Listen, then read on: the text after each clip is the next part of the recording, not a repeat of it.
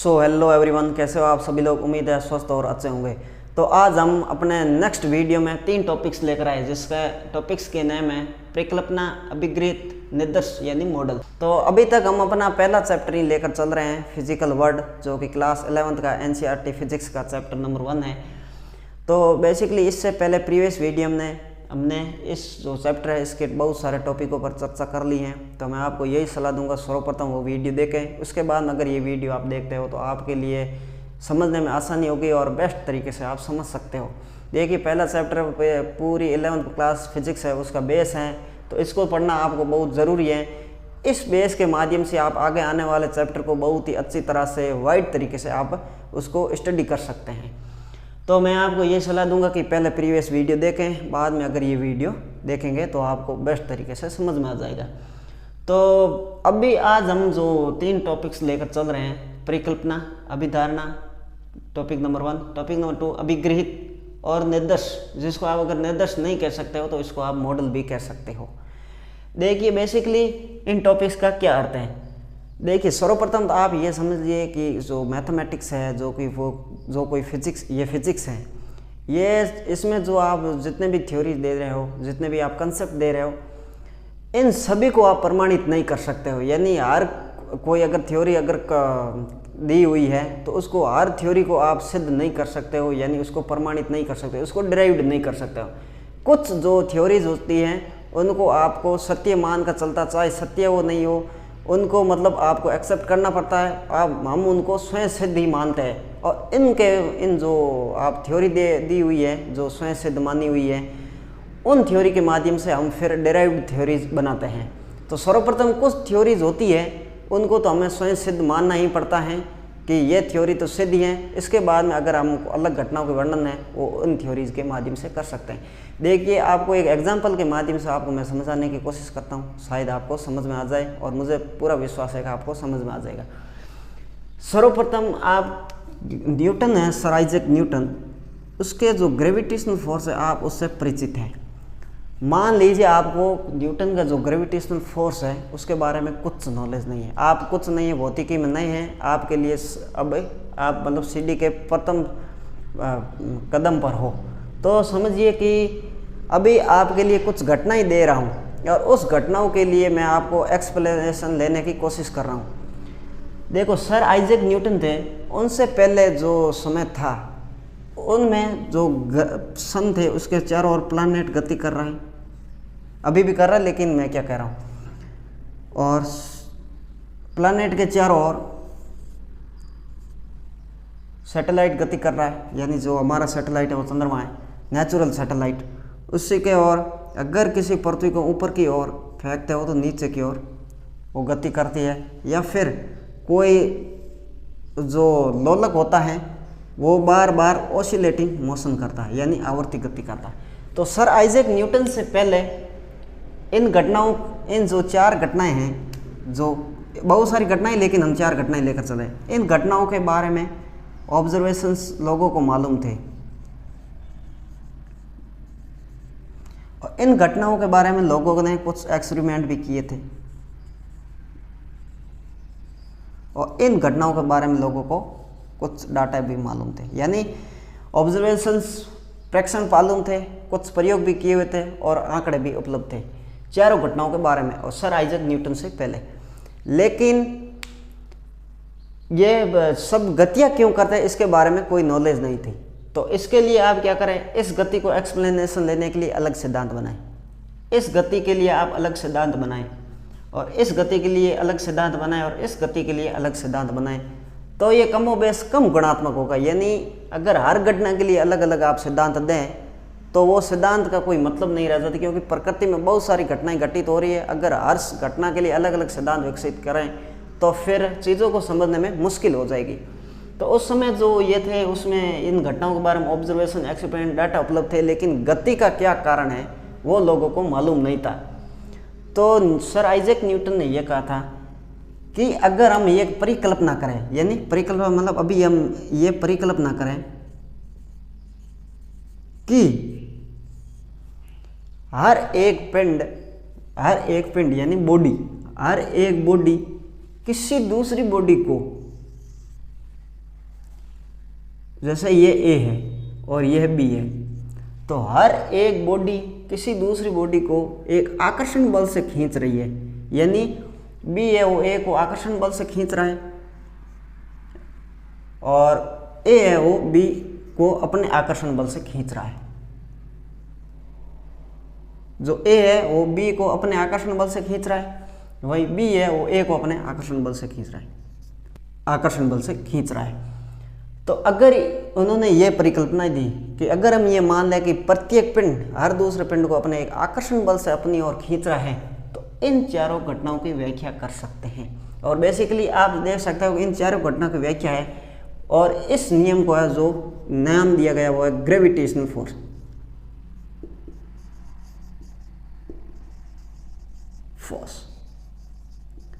तो बेसिकली इस नियम के आधार पर इस सभी घटनाओं की व्याख्या की जा सकती है। तो ये न्यूटन का एक जो ब्रिलियंट माइंड था उसकी उपज थी कि उन्होंने ये बताया कि एक जो हमें एक सार्वभौमिक एक सिद्धांत दे और एक ही सिद्धांत से हम इन चारों घटनाओं की व्याख्या कर सकते हैं। और वो सिद्धांत है कि विश्व का प्रत्येक पिंड हर दूसरे पिंड को अपने आकर्षण बल से अपनी ओर खींच रहा है। तो इसके कारण सूर्य के चारों प्लैनेट गति कर रहा है, क्योंकि सूर्य प्लैनेट को अपनी ओर आकर्षण बल से खींच रहा है। प्लैनेट के चारों ओर सैटेलाइट जो नेचुरल सैटेलाइट वो गति करता है, क्योंकि प्लैनेट सैटेलाइट को अपनी ओर आकर्षण बल से खींच रहा है। कोई पृथ्वी को ऊपर की ओर, पृथ्वी पर ऊपर की ओर कोई वस्तु फेंकता है तो नीचे की ओर आती है, क्योंकि पृथ्वी उस पर आकर्षण बल लगाती है। और ये जो लोलक पिंड है, जो लोलक है, ये ऑसिलेटिंग मोशन करता है क्योंकि इसके नीचे की ओर ग्रेविटेशनल फोर्स लग रहा है। तो क्योंकि इन सभी की व्याख्या सिर्फ एक ग्रेविटेशनल फोर्स के माध्यम से जो है वो व्याख्या की जा सकती है, इसलिए ये एक मास्टर प्रिंसिपल सिद्ध हुआ, मास्टर थ्योरी कह सकते हैं, सिद्ध हुई। तो फिर अब हम बात कर सकते हैं कि ये जो न्यूटन ने ग्रेविटेशनल फोर्स दिया है इसकी सत्यता क्या है। तो हम कह सकते हैं कि अगर कोई सिद्धांत है वो बहुत सारी घटनाओं की व्याख्या अगर कर सकता है तो फिर उस परिकल्पना के सत्य या असत्य होने के बारे में हम इतना चिंतित नहीं होता है, उस बार विचार नहीं करता है। यानी या कोई परिकल्पना ये होती है कि उसको घटनाओं की एक्सप्लेनेशन के लिए प्रयोग किया जाता है, उसकी सत्यता या असत्यता की जांच नहीं होती। तो ये फिर जो न्यूटन का ग्रेविटेशनल फोर्स है उसके हम सत्यता या असत्यता की जांच किए बिना ही लगाते हैं कि अगर इसने नियम ने इन घटनाओं की व्याख्या की है तो फिर हम कह सकते हैं कि ये जो ग्रेविटेशनल फोर्स है ये इन घटनाओं के लिए उपयुक्त है। तो फिर अगर कोई कह सकता है कि न्यूटन जो नियम दिया उसको प्रमाणित कराए, तो हम कह सकते हैं कि इसको प्रमाणित नहीं किया जा सकता है, इसको सिर्फ सत्यापित किया जा सकता है। सत्यापित का मतलब ये होता है कि आने वाले समय में एक्सपेरिमेंट करें और उन एक्सपेरिमेंट के परिणाम अगर इस ग्रेविटेशनल फोर्स के पक्ष में आ जाते हैं तो ये बिल्कुल सत्यापित हो जाएगा। और अगर कोई एक्सपेरिमेंट समय के साथ करते हैं और उस एक्सपेरिमेंट के जो रिजल्ट्स हैं इस जो सिद्धांत है थ्योरी के अनुसार नहीं आते हैं, तो हम फिर कह सकते हैं कि ये जो एक्सपेरिमेंट दिया गया है, जो ये थ्योरी दी गई है, ये बिल्कुल फॉल्स है। तो फिर हमें एक नई थ्योरी बनानी पड़ेगी इन घटनाओं की एक्सप्लेनेशन के लिए। तो बेसिकली परिकल्पना का अर्थ आप समझ गए हैं कि इसका क्या मतलब होता है। परिकल्पना है ये होती है कि इसको सत्य असत्य देकर सत्य या असत्यता की जांच नहीं कर सकते हैं। अगर ये घटनाओं की व्याख्या करने में सक्षम है तो फिर इसका प्रयोग किया जाता है। हाँ, इसको प्रमाणित नहीं कर सकते आप, लेकिन आप इसको सत्यापित कर सकते हो, इसको फॉल्स या ट्रू इसको प्रूव कर सकते हो। तो अभिधारणा या परिकल्पना का मतलब यही होता है।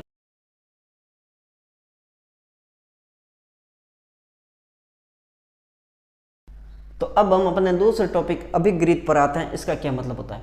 देखिए, अभिगृहित का मतलब होता है कि स्वयं सत्य कथन, मतलब जो हमने सिद्धांत दिया है वो खुद में ही सत्य है, उसको किसी और नियम के द्वारा उसको प्रूफ नहीं किया जा सकता। जैसे 1913 में हाइड्रोजन जो एटम था उस एटम से संबंधित कुछ स्पेक्ट्रमी आंकड़े उपलब्ध थे। तो स्पेक्ट्रमी आंकड़े उपलब्ध थे, तो नील्स बोर नामक वैज्ञानिक ने कहा कि अगर ये जो स्पेक्ट्री आंकड़े हैं इनको अगर हमें समझना है तो कुछ नियम देने पड़ेंगे, और उन नियम के माध्यम से आप इस जो आंकड़े हैं, जो डाटाज हैं, उनको आप समझ सकते हैं। तो फिर जो हाइड्रोजन एटम थे उनके लिए नील्स बोर ने कुछ सिद्धांत बनाए, प्रिंसिपल्स।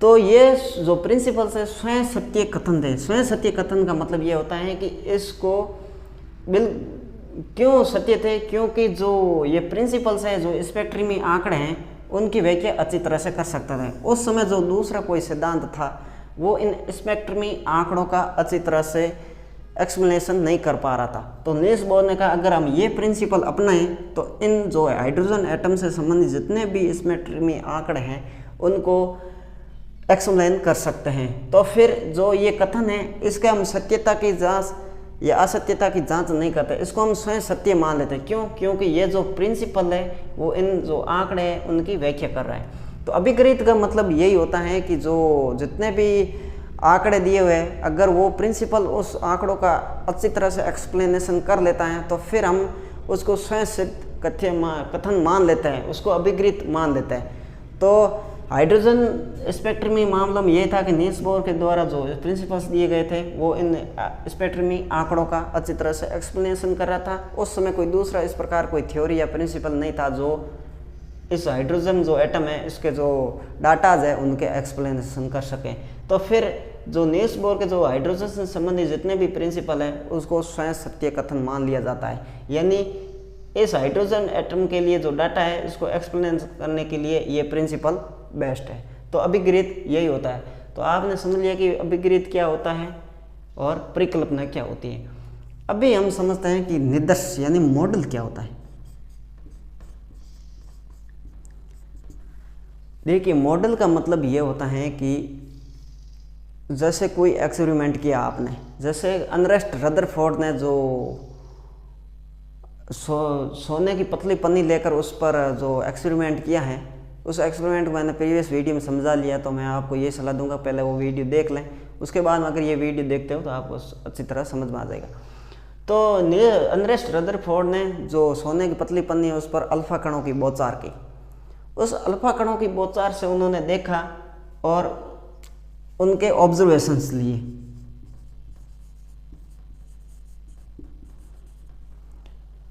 तो फिर ऑब्जर्वेशंस लिए और ऑब्जर्वेशंस के माध्यम से उन्होंने कुछ जो है वो प्रिंसिपल्स दिए, और ये प्रिंसिपल्स थे वो तो न्यूक्लियर से, नाभिक से संबंधित थे, न्यूक्लियस। तो ये भी एक निदर्श मॉडल है। किसी एक्सपेरिमेंट की व्याख्या करने के लिए हमने कुछ थ्योरी या सिद्धांत दे दिए, तो उन थ्योरीज या सिद्धांत को निदर्श या मॉडल कहते हैं। यानी उस समय एक्सपेरिमेंट किया अर्नेस्ट रदरफोर्ड ने, और फिर बाद में उन्होंने अल्फा कण के जो ऑब्जर्वेशंस लिए, और उन ऑब्जर्वेशंस के माध्यम से उन्होंने जो नाभिक था, जो सोने की पतली पन्नी पर लेकर जो प्रयोग किया गया था, उसमें सोने के जो नाभिक था उसके स्ट्रक्चर के बारे में इस ऑब्जर्वेशन से पता चला। और फिर इन स्ट्रक्चर को समझने के लिए अर्नेस्ट रदरफोर्ड ने कुछ प्रिंसिपल्स दिए, जो प्रिंसिपल्स उस एक्सपेरिमेंट की व्याख्या कर सकते थे। तो इस प्रकार हमने उस प्रिंसिपल को निदर्श या फिर अपने मॉडल कह दिया। तो मैं यही कहना चाहता हूँ कि जो फिजिक्स या मैथमेटिक्स है उसमें हमें कुछ न कुछ चीज़ें जो स्वयं सत्य माननी पड़ती हैं, और उनके माध्यम से हमें नए लॉ को डिराइव करना पड़ता है। तो बेसिकली मैं यही कहना चाहता हूँ कि जो गुरुत्वाकर्षण नियम के बारे में जो मैं ये कह रहा हूँ कि जो जितनी भी प्रकार की घटनाएं हैं, न्यूटन ने अपने ब्रिलियंट माइंड से उनको समझाने की ग्रेविटेशनल जो फोर्स के रूप में प्रयास किया था। तो मैं यही कह सकता हूँ कि आप भी कोई अभिग्रहित या परिकल्पना बना सकते हैं। बिल्कुल, अगर बहुत सारी घटनाएं घटित हो रही हैं, उसके अभी तक एक्सप्लेनेशन नहीं दिया गया है, तो आप कोई ऐसी परिकल्पना या भी धारणा बनाइए जो उन सभी घटनाओं की व्याख्या कर सकती हैं। तो अगर आपने कोई प्रिंसिपल्स बनाया या कोई थ्योरीज बनाई और उन सभी घटनाओं की एक साथ व्याख्या कर सकता है तो वो एक परिकल्पना हो जाएगी। फिर बाद में उसको प्रमाणित करने के लिए हम ये नहीं पूछ सकते हैं कि जो आपने ये नियम दिया उसको प्रमाणित करें, उसको प्रमाणित नहीं कर सकते हैं, उसको सत्यापित कर सकते हैं या फाल्स दे सकते हैं, यानी कोई नया एक्सपेरिमेंट करके उसको फाल्स कर सकते हैं या फिर उसको सत्यापित कर सकते हैं कि अगर जैसे कोई नई घटना घटित हुई है तो उसको बाद में उसके माध्यम से एक्सपेरिमेंट किया जाता है। अगर जो आपने प्रिंसिपल्स दिया है पहले जो घटनाएं घटित है उसका तो वो अच्छी तरह से वर्णन कर रहा है, लेकिन अभी नई घटना घटित हुई, एक्सपेरिमेंट किए और आपके जो दिए गए सिद्धांत है वो अच्छी तरह से एक्सप्लेनेशन नहीं कर रहे हैं, तो फिर जो आपकी जो अभिधारणा है उसको फाल्स करार दिया जाएगा और इन घटनाओं को समझने के लिए फिर हमें एक नई थ्योरीज देनी पड़ेगी जो नई परिकल्पना के रूप में हमारे सामने आ जाएगी। तो आज हमने समझ लिया है कि परिकल्पना क्या है, अभिग्रहित क्या है और मॉडल क्या है। तो आज के लिए हम इतना ही रखते हैं, नेक्स्ट बात है नेक्स्ट वीडियो, तब तक के लिए जय हिंद।